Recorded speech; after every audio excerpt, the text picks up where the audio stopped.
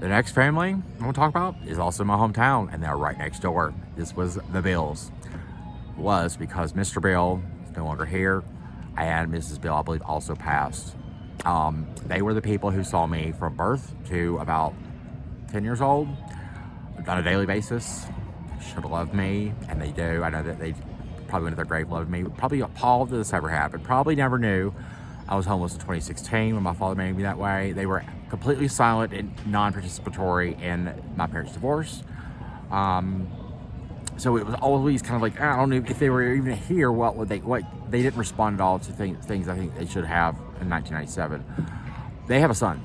His name is Michael, and he is kind of in that class of age group with my Uncle John and my Uncle Angelo. Almost young enough to be my brother in a way, but they're maybe 7 to 10 years older than me.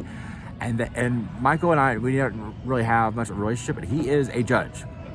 He is someone that should also have an extreme, heavy amount of character and knowing what's right doesn't change, and just sort of like an overall, because my parents cared about you, like just like the Fries, he should be there. I haven't actually reached out to Michael.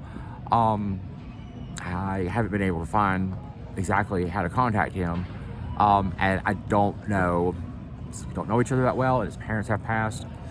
It's going back so long. I don't know. He's not gay. He's never been homeless. It would be not worth a whole lot of my time, I don't think, at this point, but I really would like to talk to him, because I just would. I'll tell you, the last interactions I had with Beals would have been about a year, maybe a year and a half apart from each other in the mid-2000s. My dad and I showed up there first, and then when my mom got remarried, we showed up again without my dad, and it was very interesting how, it was eerily similar, even though it was a, different cast. They performed the whole overall reception and tone, and it was interesting because we hadn't seen them in so long, and then we did all of a sudden within a pretty relatively recent period. That was interesting, and I never saw them again. They were older in life back when I began life, and they're no longer here. It's one of the sad things, because I think that Mr. Beale, I want to say, if you get to see me right now, sit right next to me, he would be like, "What is going on? I can't believe this.